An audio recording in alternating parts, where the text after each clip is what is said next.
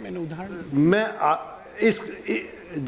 इसका अब आपको जवाब दे रहा हूं कि आप जो नोटों की गड्डियों पर लेटे हुए कह रहे हैं उनके खिलाफ यदि कहीं कोई मुकदमा दर्ज होता है, देखिए पीएमएलए का केस ऐसे नहीं जांच के लिए लिया जाता।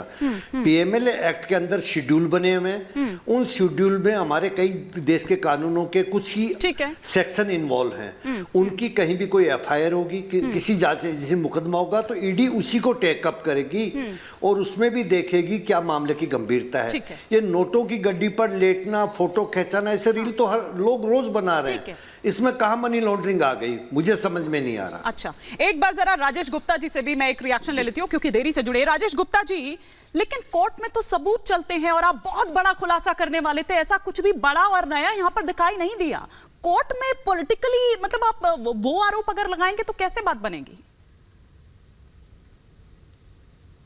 देखिए, इसमें पॉलिटिकली क्या लगा आपको? क्या ये सच नहीं है कि रेड्डी से जिसके ऊपर इन्होंने छापा मारा और उसके बाद में 5 दिन बाद में इन्होंने 5 करोड़ रुपए ले लिए?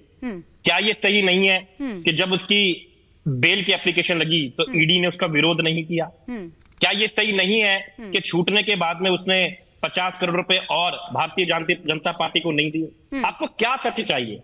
इतनी सारी कंपनीज हैं, आप मतलब ये तो काम मीडिया का था जो हम कह रहे हैं, ये तो काम आपको दिखा देना चाहिए कि भाई एक सवाल बनता है सीधे सीधे कि जिन कंपनियों पे इतने बड़े बड़े आरोप हैं, आपने छापे मारे, इनकम टैक्स के मारे, ईडी के मारे, सीबीआई के मारे, बाद में उन्हीं लोगों से इलेक्टोरल बॉन्ड उन्होंने खरीदे और आपको पैसे दिए, टीवी सीवी, और इससे ज्यादा मनी ट्रेल आपको क्या चाहिए? ये मनी ट्रेल ही तो है। इसके अलावा जो लोग आपकी पार्टी में आ जाते हैं, चाहे वो अजीत पवार हो, चाहे हेमंत शर्मा हो, उनको आप 1 मिनट में अपनी पार्टी में लेते हैं और वही ईडी कह देती है हमें फाइल बंद करनी है, केस बंद करना, फाइल गायब हो जाती है। छगन भुजबल, अजीत पवार इतनी आसानी से ये बता रहे हैं टीवी पे बैठकर कि इन आईओ को काम तो सिर्फ ये होता है। सर मत बताइए, जनता इतनी भोली है नहीं, इतनी आप समझ रहे हो। जनता को सब मालूम है कि आईओ से क्या करवाया जाता है। मिश्रा जी को क्यों एक्सटेंशन दिए जा रहे थे ईडी के अंदर, बताइए आप क्यों दे रहे थे? वो सुप्रीम कोर्ट ने पूछा कि आपके पास में कोई और आदमी नहीं है, उसके बाद भी एक्सटेंशन दिया गया कि नहीं, अगर नहीं देंगे तो बहुत सारे केस रुक जाएंगे। एसबीआई में किसी एक्सटेंशन दी आपने, चेयरमैन और डायरेक्टर दोनों को? एक रीजन है आपके पास में, आपके अलावा इससे पहले कभी एक्सटेंशन मिली? एसबीआई को आपने स्विस बैंक ऑफ इंडिया बना दिया। आप कहते थे कालाधन लाएंगे, आपने तो कालाधन बना के अपनी पार्टी चला रखी है, एमएलए को तोड़ने के लिए, खरीदने के लिए बेजा इस्तेमाल करने का तरीका बना रखा है। लोग सब समझते हैं। खुराना जी आपकी बात पर रिएक्ट करना चाह रहे हैं। खुराना जी, देखिए मानी जी, आपने कहा था खोदा पहाड़ निकली छुई है, यहाँ तो पहाड़ भी नजर नहीं आया, कुछ था ही नहीं। कल से देख रहे हैं हम बहुत बड़ा खुलासा करेंगे, बहुत बड़ा खुलासा करेंगे। पॉलिटिकल आरोप के अलावा क्या था मुझे बताइए ना। इसमें पॉलिटिकल आरोप जो पिछले 4 दिन में लगाते हुए आ रहे हैं वही आरोप था ना, कुछ नया क्या था मुझे बताइए। दूसरा भी राजेश भाई मेरे एक बात कर रहे हैं, मेरे बड़े भाई हैं, ये बातें कर रहे हैं कि रेड्डी को, अरे गजब लॉजिक है इन लोगों का। ठेके आप लोगों को मिले, फायदा आप उठाओ, उनके साथ मिलके उनको बेनिफिट आप दो और आरोप लगाओ भारतीय जनता पार्टी की हमने पैसे खाए हैं। ये तो गजब का लॉजिक है भाई। तो कह रहे हैं कि हमने विरोध नहीं किया क्योंकि उसका हेल्थ ग्राउंड पे हमने उसका विरोध नहीं किया बेल का। तो भाई सत्येंद्र जैन जी का भी विरोध नहीं किया था बेल के लिए। वो कह रहे हैं कि ना तो मैं आरोपी हूं और ना ही मैं दोषी हूं, क्योंकि आप लोगों ने तो दोषी जैसे सिद्ध कर दिया है। वो कह रहे हैं कि ना मैं आरोपी हूं। हाँ ईमानी, मैं 10 सेकंड का तो मुझे टाइम, आप ही से सवाल है। तो मैं वही कह रहा हूँ कि सत्येंद्र जैन भी तो जेल के अंदर थे, उनकी भी हमने बेल का विरोध नहीं किया क्योंकि वो हेल्थ ग्राउंड पे उनको मिला था। तो क्या सत्येंद्र जैन का भी कोई लिंक हो गया क्या ईडी से? इसलिए जब ये आरोप लगाते हैं ना तो बेस सिर पैर के आरोप होते हैं। दूसरा, अरविंद केजरीवाल जी क्या कह रहे हैं, मेरे ऊपर पॉलिटिकल मेरे ऊपर वो प्रेशर किया जा रहा है। भैया 6 महीने से आपको संबंध पे संबंध दिए जा रहे हैं, ठीक है, 9 संबंध दिए गए। कभी आप विपाशना में बिजी हैं, कभी इलेक्शन में बिजी हैं, कभी आप दिवाली में बिजी हैं। आपके पास कानून का सम्मान करने के लिए समय नहीं था। गजब का लॉजिक है आप लोगों का।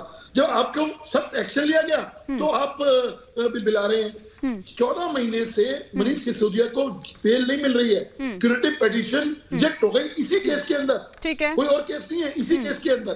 संजय सिंह जिनका मेंबर ऑफ पार्लियामेंट है, ठीक है। अब आपकी बात पर राजेश जी भी कुछ जवाब देना चाह रहे हैं, क्विक रिएक्शन। लेकिन राजेश जी, मुझे बाकी मेहमानों का भी रुख करना है, लेकिन जिस बॉन्ड की आप बात, बिल्कुल मुझे ज्यादा समय नहीं चाहिए, सिर्फ 2 बातें कह रही है। सिर्फ 2 बातें कह रही है। एक तो खुराना साहब ने कहा कि हमने नहीं करा, हाँ। खुराना साहब, ईडी आपने खुद ही मान ली, आपने किया, आप खुद ही कह रहे हो कि हमने कोई आपने ऑब्जेक्शन कहा नहीं भाई, करा, तो ईडी ऑब्जेक्शन करेगी ना, भारतीय जनता पार्टी थोड़ी आपने करेगी। कहा बीजेपी तो वो एक ही बात है, मैं भी जानता हूँ, आप भी जानते हो, जनता भी जानती है, कोई बात नहीं। एक और बात कहूँ मेरे भाई खुराना साहब, एक बात, अच्छा मैं बीच में नहीं बोलता, एक बात और कहनी है, दूसरी बात मुझे ये कहनी है कि जहां तक जमानत मिलने की बात है, तो पीएमएलए एक्ट में ऐसे बदलाव भाजपा की सरकार ने कर दिए हैं कि पहले जो आसान था, पहले ये होता था कि एक दोषी को ये करना था कि भाई पुलिस को बताना था या किसी भी एजेंसी को बताना था कि ये गुनाहगार है, अब दोषी को ये बताना है कि मैं गुनाहगार नहीं हूं, और ये सप्लीमेंट्री चार्जशीट डाले जाते हैं, कोई ट्रायल नहीं हो रहा। मनीष सिसोदिया के पास कोई पैसा मिला, संजय सिंह के पास मिला, क्या केजरीवाल जी के पास मिला, चार्जशीट जो सप्लीमेंट्री चार्जशीट डाले जाओगे, सुप्रीम कोर्ट पूछ रहा है कब तक डालोगे, आप इस तरीके से कब तक किसी को बंद रखोगे? सर एक एक करके यहाँ जरा विनीत जी भी हैं, दुष्यंत जी भी हैं, एक मिनट, एक सर 10 सेकंड, फिर तो ऐसे तो खुराना जी वर्सेस गुप्ता जी हो जाएगा। नहीं हिमानी 10 सेकंड का जवाब प्लीज 10 सेकंड। अच्छा 10 सेकंड, फिर मुझे विनीत जी का रुख करना है 10 सेकंड। हाँ राजेश भाई, संजय राउत का नाम सुना है ना आपने? आप ही के मित्र हैं, उनको बेल मिली थी, कार्तिक चिदम्बरम को बेल मिली थी पीएमएलए में ही, पी चिदम्बरम को बेल मिली थी पीएम इसी के तहत। इसलिए जब आप आरोप लगाते हो ना कि कोर्ट बेल नहीं दे रहा है, इसलिए जब ये आरोप लगाते हो ना कहीं आप कोर्ट का अपमान करते हो, कोर्ट आपको बेल नहीं देता है, और मेरिट पे बेल मिलती है। मैंने ये नहीं कहा कि संजय राउत को सुनो, फिर गलत, मेरिट पे बेल मैंने ये कहा नहीं दे रहा, मैंने कहा मेरिट पे बीजेपी को मिली, लेकिन मुश्किल मनीष सिसोदिया को बेल नहीं मिल रही है, संजय सिंह को बेल नहीं मिल रही है, विजय नायर को बेल नहीं मिल रही है, क्योंकि मेरिट ये कहता है। ठीक है सर, 10 सेकंड से ऊपर हो गया है, अब एक एक कर एक मिनट सर, एक मिनट। विनीत जी, केजरीवाल जी ये कह रहे हैं कि ना तो मैं आरोपी हूं और ना ही मैं दोषी हूं। वो ठीक है कि वो खुद को क्लीन चिट नहीं दे सकते, और वैसे भी चोर कभी नहीं कहता है कि मैंने चोरी की है। मैं ये नहीं कह रही हूं कि अभी साबित हो गया है, मैं भी वही बात वहां पर कह रही हूं, लेकिन जो ये कबूल कर लेता है वो सरकारी गवाह बन जाता है। हिमाना जी, आपको राम राम, मेरे सभी को पैनलिस्टों को राम राम और दर्शकों को भी राम राम। गत 24 मिनट से मैं बहस को सुन रहा हूँ। एक सामान्य जनता के तरफ से मैं दो बातें रखना चाहता हूँ। एक तो पीएमएलए जो है ये 2003 का कायदा है, इसके लिए 21 साल पुराना कायदा है, इसमें 10 साल कांग्रेस के भी थे, तो एक कायदा ठीक से जब बनाया गया, इसलिए बनाया गया, उसमें तो ये तर्क ना दे कि फिर 10 साल कांग्रेस ने क्या कहते हैं बताया। एक बात, दूसरी बात सर, मैं पूरा 24 मिनट कुछ नहीं बोला। 2005 में लागू हुआ, 2002 में बना, 2005 में लागू हुआ, एक एक करके 2005 ने करेक्ट कर दिया, आप देख लीजिए। ठीक है, क्विक रिएक्शन। मैं बोल देता हूँ कि मैं 24 मिनट कुछ बोला नहीं भाई साहब, मैं तो मुझे बोलने दीजिए। 2005 में, लेकिन हाँ हो सकता है कोई भूल हो गई, बोले ठीक है।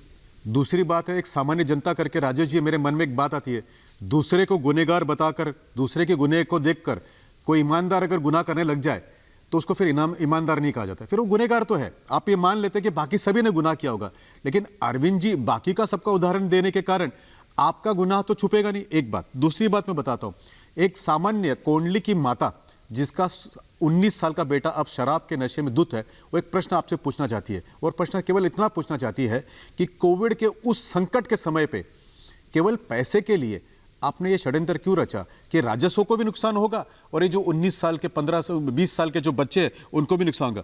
तीसरी बात मैं आपको बताऊं, क्योंकि आप बार बार विषय को विषयांतर करने की कोशिश कर रहे थे कि उनका गुनाह है, वो स्कैंडल क्या हुआ, वो क्या हुआ उस बॉन्ड के अंदर, तो मैं एक आपको विषय पूछता हूं, किसने अधिकार दिया था दिल्ली सरकार को फीडबैक यूनिट बनाने का? ये फीडबैक यूनिट यानी तो जासूसी स्पाइंग एजेंसी हो गई, इसका तो अधिकार है नहीं आपको कहीं पे भी पार्लियामेंट से, और ये कहाँ से है? तो ये मुझे बताइए राजेश, प्रश्न मेरा राजेश जी के लिए है, पढ़े लिखे आदमी चाहिए इसके लिए आंसर देने के लिए। देखिए इस तरीके से नहीं, तो ये मुझे बताया राजेश जी कि फीडबैक यूनिट आपने कैसे बनाया था? ये क्या आपने और कहीं पे गुनहगारों को देख के बनाया था? तो एक तो दूसरे का गुनाह आपको कैसे माफ करेगा साहब? और ये फीडबैक यूनिट बनाने के लिए राजस्व से जो पैसा निकला था, यानी स्पाइंग करने के लिए जो पैसा निकला था, वो कहां से आया? तीसरी बात, जो टेंडर कैंसिल हुआ, जो टेंडर फेल हुआ, उसमें जो अर्नेस्ट डिपॉजिट मनी 30 करोड़ रुपए आप लोगों ने लौटाया, ये कैसे लौटाया? क्योंकि टेंडर का जो पैसा जो था वो तो सरकार का राजस्व का था, तो ये क्या गुनाह नहीं है क्या? तो मेरी बात छोटी छोटी है राजेश जी, आप जितना बुद्धिमान नहीं हूं मैं, एक तो बताइए कि दूसरे के गुनाह के कारण आप भी गुनाह करेंगे? अच्छा, अगर जवाब नहीं दो, फिर दुष्यंत जी फीडबैक यूनिट कहां से बना, क्यों राजस्व का बचत रहा है, और उस मां को क्या जवाब देंगे जिसका 18 साल का बच्चा जो है नशेड़ी बन गया?